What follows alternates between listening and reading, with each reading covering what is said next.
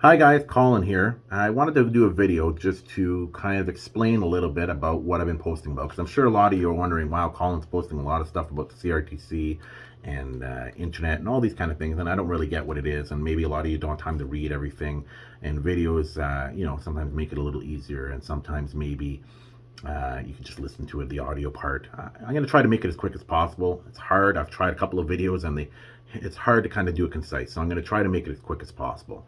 And I'll probably put out some other videos that will kind of explain other things, maybe more around it, but maybe I'll just get to the meat of the matter in this one real quick. Obviously, I have a horse in this race, a larger horse than anybody else does, because of course, hey, I am the owner of a telecom company, so of course this is going to have the largest impact on me. But it's going to impact all of you because it's going to cause internet prices to go up for everybody. We've already raised our prices here at my company called CoExtra. We've had to raise our prices yesterday because of this ruling. It's going to impact all new customers, and we're going to be having to increase prices for existing customers in the coming days. So what happened here is the CRTC regulates the internet in Canada, and the way they regulate it, and I mean internet services in how it's provided to you, not as in the content and whatnot. That's a different story. But they regulate that, and the reason they regulate that is because we're a large country and things have to operate a little different here because we're such a large country with a small population. We only have a few large providers that do provide service into a lot of different areas and to homes and whatnot. And in the cities it's a little different. In the cities you've got a lot more options. Like for example, my company, we do own and operate our own network in condos throughout the Greater Toronto area. So that in those circumstances, we're not utilizing the other carriers' networks. We're not using what's called the wholesale framework in those circumstances. But to get into houses throughout Ontario, we use something called the wholesale framework, which is a framework that was set up by the CRTC to encourage competition and lower prices and encourage innovation and all these kind of things. Because we've tried the route in this country of having a lot of different facilities-based providers that own all the facilities end to end, and it really doesn't work because the big guys just buy up anybody that becomes viable and a threat to their profits and to their margins and to their market share. I can name a few of them. Fido was independent, they got bought. Virgin was independent, they got bought. So Fido's Rogers, Virgin is Bell. There's Public Mobile, TELUS bought those guys. Now there is Freedom Mobile, and they got bought by Shaw, which is fine because Shaw is an independent company, but now Shaw is being bought by Rogers, so we're going to lose another independent. So it just shows you over and over again that this is, having facilities-based providers in this country, the ones that are there are only the ones that are going to be there, and in the cities it may be a little different, but if you don't live in a city, if you live in a house, it's going to be a whole different story. So they put this regime in place where basically it requires the larger carriers to lease out the last mile to smaller carriers. And you might wonder, well, that's not very fair to those guys. And it is fair. And the reason it's fair is because the larger carriers built that network with money that came from you, from all of us indirectly. And you wonder, how is that possible? Well, I'll tell you how it's possible. It's called subsidies and tax breaks and free rent. Subsidies is in there's always subsidies to build out infrastructure to rural areas, to suburban areas. They get millions and billions of dollars for that. You've heard it in the news just recently. That's the subsidy part. Tax breaks. There are all kinds of tax breaks for encouragements to do this. So it's the same thing. Subsidy or tax break. In the end, it costs us money. Also, they were given a free pass for many years where where outside competitors were not allowed to come in, and new competitors weren't allowed to come up and start competing against them because they said that would cause them not to be able to expand. So they were guaranteed basically a monopoly for many years. And the last thing is, of course, the free rent. You're like, what do you mean free rent? Well, free rent's pretty straightforward. A lot of you have phone boxes or cable boxes on your front lines, also hydro boxes, but we're really sticking to the telecom stuff. Well, I'm guessing none of you are getting rent from Rogers or Bell or Cogeco or any of these guys to be able to have that stuff on your front lawn. I have it on my front lawn. I'm in Brampton. I have a big hydro box, a Bell box, a Cogeco box, and I've never gotten a check from them to rent that space on my front lawn. Also, municipally, all those cables, they run in the streets, they dig up the streets, they put all kinds of pipes underneath to run they don't pay rent to use any of that. That's public land. They don't own any of that. They don't pay for any of that.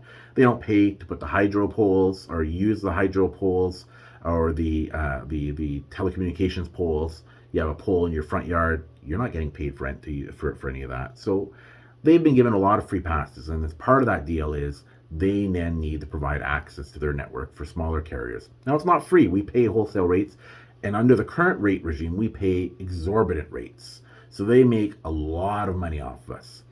Now, where it goes back to this decision, let me get there quickly. 2016, every few years, the CRTC has to review rates. Obviously, prices change, costs of things change, computer equipment, network equipment, all that stuff, it goes down in price mostly. And therefore, the rates that they were charged before should not be the rates they're charging now, so they have to do reviews. In 2016, they engaged into an activity where they were going to review the rates. They gather all kinds of data from the big carriers. The carriers give them that in private. They give them all this data, and then the CRTC uses that data to come up with rates. Now, the rates that were set in 2016, basically the carriers say, hey, these are the rates that we think it costs. And then CRTC uses those rates, puts them in place, and says, we're going to use these rates. They're going to be called interim rates. And then we're going to analyze all the data that come to us and see if those interim rates are really the rates that are supposed to be being charged to people. And of course, the interim rates that the carriers gave were these exorbitant rates. But those are what's in place until the review is completed. And then when the review is completed, the new rates come out are called final rates. Well, the review took 3 years, really long time. They spent tens of millions of dollars at CRTC using actuaries and accountants and analysts, you name it. They had all kinds of people working on this to analyze all the reams of data provided by the carriers, and they came up with the new numbers. And when they came up with the new numbers, they were shocked. They're like, holy moly. The money that the rates those guys were being charged for all these years, those guys being the smaller carriers by the large guys, were exorbitant and well overcharged. They reduced the rates by 60 to 80%. And under the new rates, even under the new rates, they're going to be making a good markup. So the wholesale rate that we pay them, is going to be, and with the new rates, was going to be still a rate where they would make a lot of money. Keeping in mind that the rate that we pay them doesn't include, we still have to have our own network core. It's not like we're just renting the network from them. We have a whole core of our own. We have millions of dollars of equipment. All of the different carriers, including the company that I own, Coextro, we all have to have our own network, our own servers, our own core routers. These things aren't cheap. And we have to have all that equipment so that we could connect in and basically use their last mile. So let's just be clear about that. We're not just reselling their network. We have our own network, and we actually have, like I say again, our own network throughout the Greater Toronto area, end to end. But in areas outside that, we lease the last mile, and it's supposed to be at a rate that's fair, that everybody makes money on, and it's never been that way. Now, the CRTC again made this decision in 2016. Let me get back to that. Started reviewing in 2016, reviewed it for 3 years, finally came out with the rates, admonished the other guy, the large carriers, saying, wow, you guys were way overcharging them. We're setting these rates retroactively back to 2016. And you have to pay them back all the overcharges they paid, and then going forward, these are the new rates. Of course, the big guys didn't like that. They went and they used every method possible to fight it. They went to the Federal Court of Appeals. They lost there, were essentially thrown out. It was a unanimous decision. They went to the Supreme Court. Supreme Court wouldn't even hear their case. Like, we're not even hearing it. It's ridiculous. They went to federal cabinet, and the federal cabinet said, we're not doing anything. The rates, it makes sense. These guys spent years calculating this. It all makes sense. Finally, they also went back to the CRTC themselves and said, can you look at what you did and just check your work, basically. Those guys took them a year and a half at the CRTC to check their work, and then they came back and said, yeah, it's all wrong, everything. We wasted 3 years for nothing. All those rates are wrong. We're just going to set the old rates as the new rates. Does that sound wrong to you guys? Sound something's weird?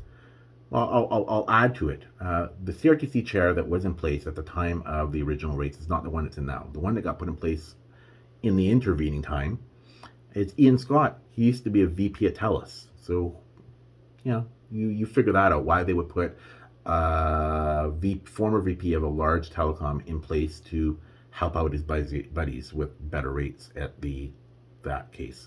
But it's such an outrageous change that you look at it and you're like, even with him doing that, it's still so outrageous that there has to have been corruption or somebody either got paid or was compromised. I don't know what it is, one of the two.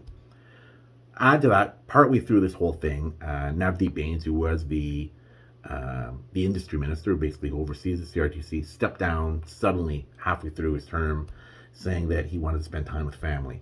A guy that was up and coming and was going to become somebody really big within the party. sounds to me like there was some scandal going on in the background, and maybe it's all related to this.